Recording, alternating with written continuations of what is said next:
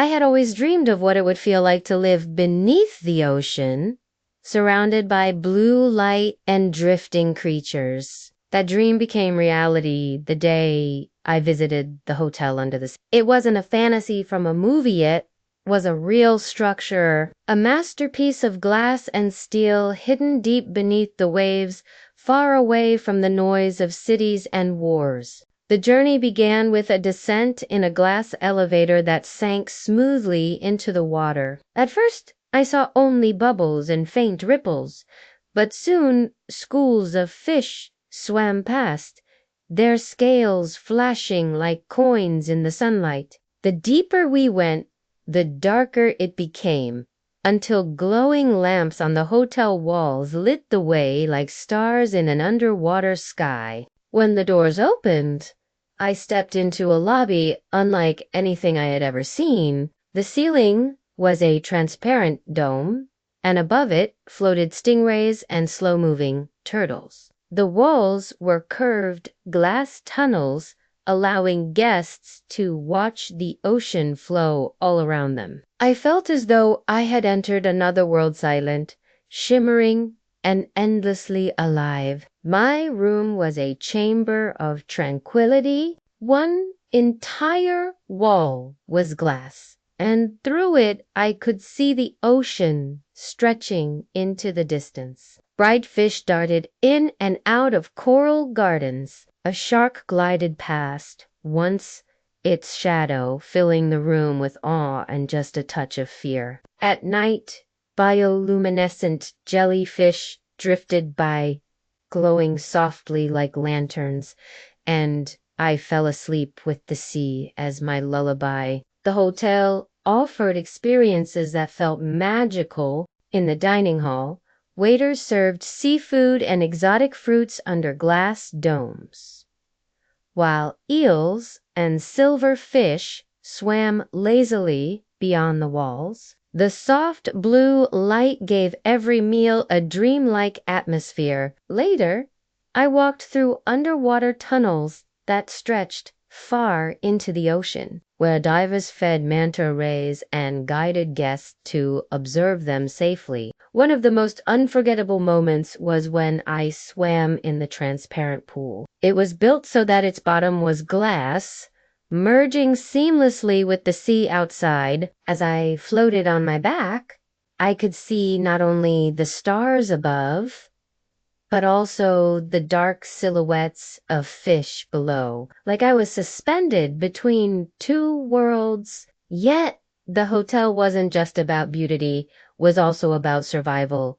and resilience. Engineers had built it to withstand the immense pressure of the deep, powered by renewable energy drawn from the tides and currents. Every wall, every panel, every light reminded me of human creativity and innovation. It amazed me that humanity, once afraid of the sea, could now build a home inside it. But the greatest gift of staying in the hotel was not luxury, it was perspective. Living for even a short time under the sea made me realize how vast and delicate the ocean is. From my window, I saw tiny fish hiding in coral and giant whales passing far in the distance. I thought about how many mysteries remained undiscovered, how many secrets lay in the darkness below. On my last night, I sat in my room,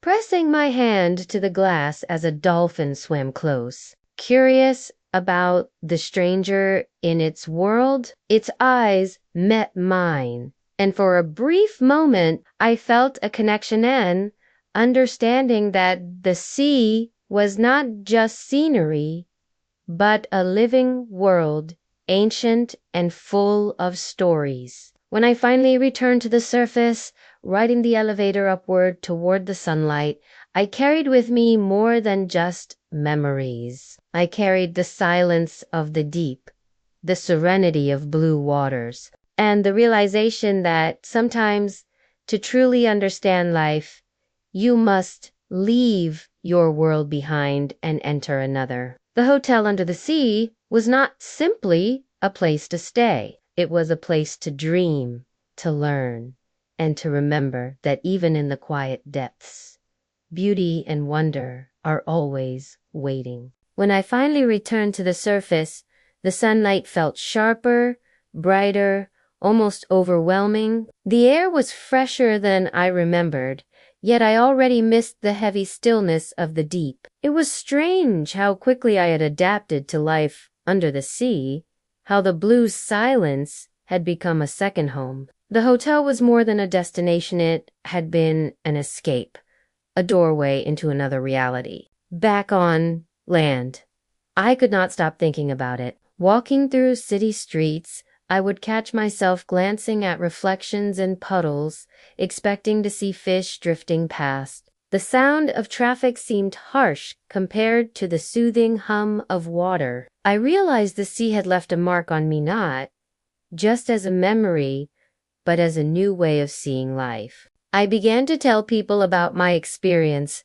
yet words never felt enough. How could I describe the awe of watching a whale glide past your window at night? How could I explain the quiet joy of falling asleep to glowing jellyfish drifting like lanterns? Friends listened, nodded, even smiled, but I could see they didn't fully understand. You had to be there to feel the weight of the ocean pressing against glass, to live in a world where time moved as slowly as the tides. In the weeks that followed, I found myself changed in subtle ways.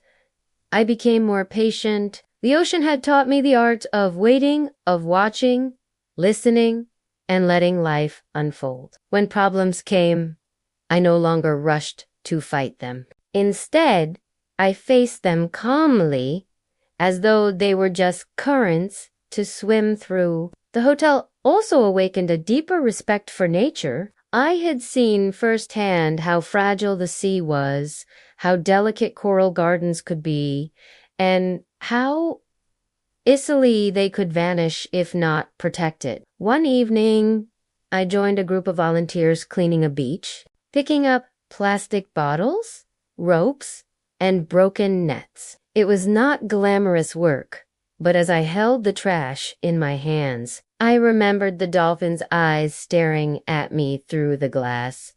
It felt like a promise, a responsibility. Sometimes at night, I dreamed I was still there. I dreamed of walking through glass tunnels with the sea stretching endlessly beyond me. I dreamed of eating dinner while stingrays hovered like silent guests at the table. I dreamed of swimming in the transparent pool, suspended between two world stars above, shadows below. When I woke up, the dreams faded, but the longing remained. Months later, I returned to the coast and boarded a small boat that sailed near the entrance to the hotel. The ocean sparkled under the sun, hiding the world beneath. I didn't descend that day, but just knowing it was down there, alive and glowing, comforted me. It was like knowing a secret invisible city resting below the waves,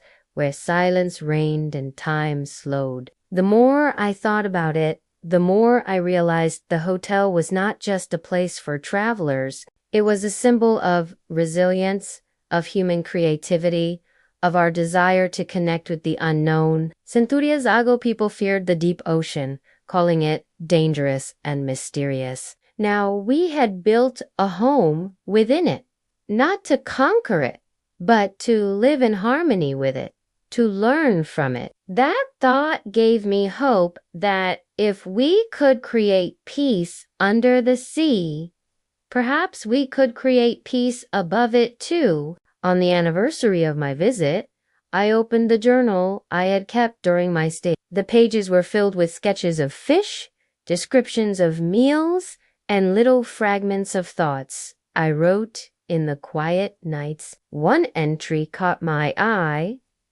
The ocean is not empty. It is full of voices. We just need to learn how to listen. Reading that line, I smiled. That was the lesson I carried with me. The hotel under the sea had taught me to listen not only to the ocean, but to people, to silence, to myself. And so, even now, when I sit far from the coast, surrounded by city lights and noise, I close my eyes and imagine the deep blue world below. I imagine the slow dance of fish, the glow of jellyfish, the curious gaze of dolphins. I imagine the calm weight of water all around me, holding me in its embrace. The sea reminds me that beauty often hides in silence, that peace can exist even in the darkest depths, and that sometimes the greatest journey is not about distance, but about perspective. Visiting the hotel under the sea was not just a trip, it was a transformation. 1,000 memories drift like waves in my mind. And every time I think of them, I know one thing with certainty. Part of me will always belong to the ocean.